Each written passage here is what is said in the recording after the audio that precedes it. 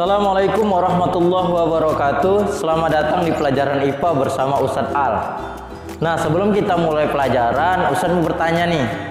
Ada nggak dari kamu yang pernah ke daerah gunung? Dan ada nggak yang pernah ke daerah pantai? Apa ya perbedaan dari kedua tempat tersebut? Ya, tentunya di daerah gunung pasti akan lebih dingin dibandingkan di daerah pantai. Dan tahukah kamu mengapa orang bisa dikatakan demam? Apa yang menyebabkannya? Nah, iya benar. Suhu. Orang dikatakan demam dikarenakan suhu tubuhnya yang meningkat. Sama halnya dengan yang di pegunungan tadi dengan yang di pantai. Ada perbedaan suhu di sana. Nah, di dalam video kita kali ini kita akan membahas suhu dan perubahannya, yang mana materi ini ada di pelajaran IPA bab 4 kelas 7 SMP. Baiklah, sebelum kita belajar, alangkah baiknya kita berdoa agar apa yang kita pelajari nanti dapat bermanfaat dan diberkahi Allah Subhanahu wa taala. Berdoa dimulai.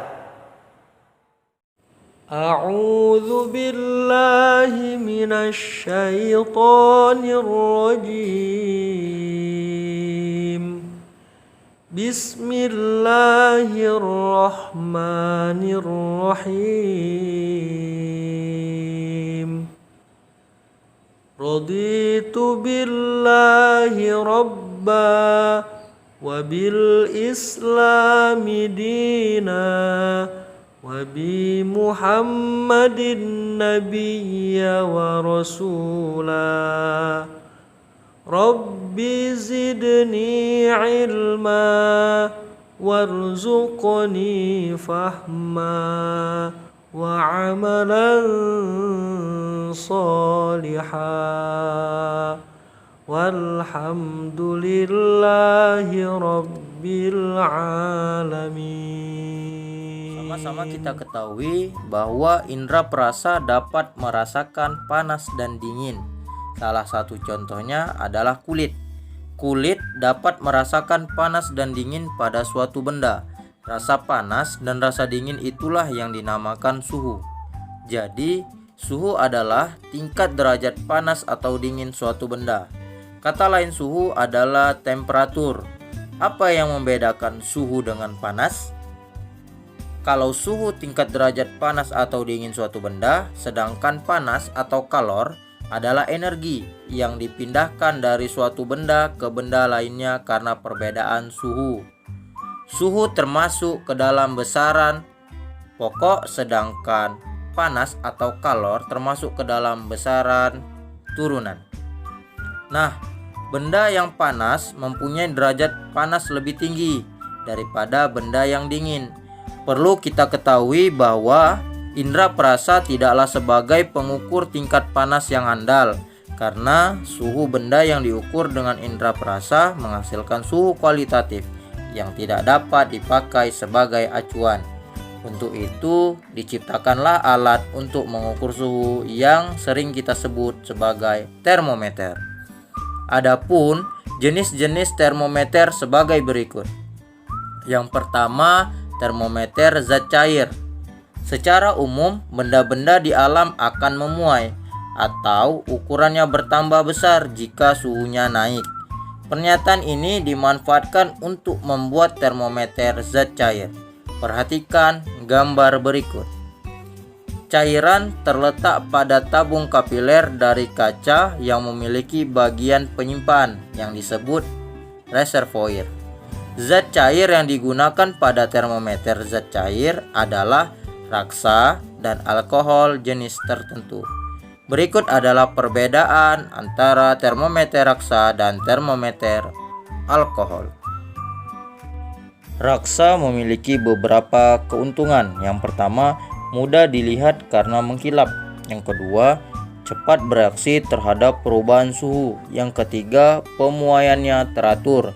Yang keempat, jangkauan suhu cukup besar, yaitu dari min 39 derajat Celcius sampai 357 derajat Celcius.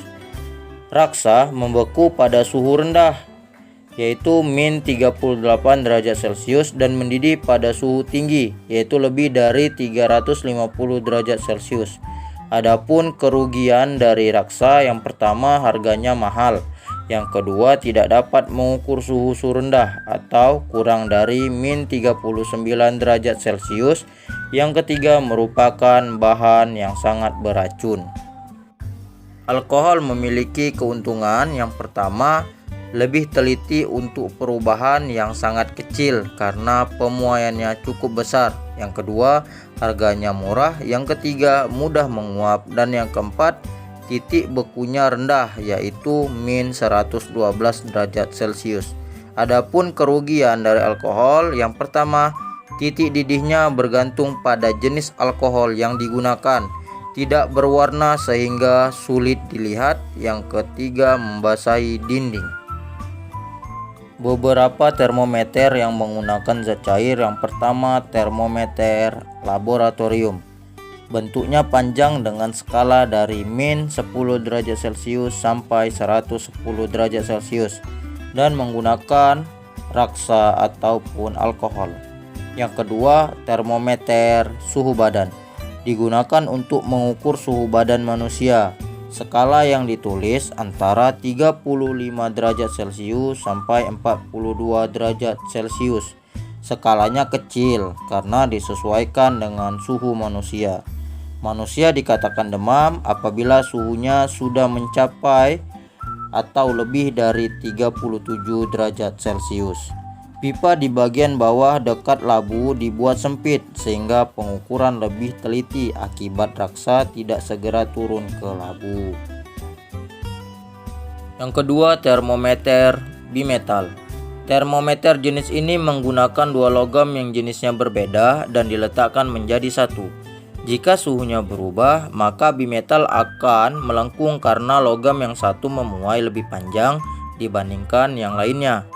Yang ketiga, termometer kristal cair. Termometer jenis ini memiliki kristal cair yang warnanya dapat berubah menyesuaikan dengan perubahan suhu. Kristal tersebut dikemas dalam plastik tipis. Secara satuan internasional, suhu satuannya Kelvin. Adapun skala suhu dibagi menjadi 4, yaitu Celcius, Reaumur, Fahrenheit, dan Kelvin. Hal-hal yang perlu diketahui tentang suhu dalam aplikasi kehidupan sehari-hari. Yang pertama, proses pembuatan tape. Perubahan suhu terjadi pada proses perubahan tape. Pada proses fermentasi, bakteri mengubah glukosa menjadi alkohol dan karbon dioksida. Proses fermentasi menyebabkan terjadinya perubahan suhu, serta suhu terbaik untuk melakukan proses fermentasi adalah 35 derajat Celcius sampai 40 derajat Celcius. Yang kedua, binatang yang hidup di daerah dingin pada umumnya berbulu tebal. Mengapa demikian? Karena bulu yang tebal tersebut menjaga tubuh tetap hangat. Yang ketiga, unta mempunyai punuk yang berfungsi untuk menyimpan air sehingga tahan untuk tidak minum selama berhari-hari dan menjaga agar suhu tubuh tidak panas. Contoh yang keempat, perhatikan perbedaan jenis tanaman di pantai dan di gunung. Tentunya pasti ada perbedaan di sana. Kenapa? Karena suhu di pantai lebih tinggi daripada suhu di puncak gunung. Mungkin sekian materi kita hari ini mengenai suhu dan perubahannya. Assalamualaikum warahmatullahi wabarakatuh.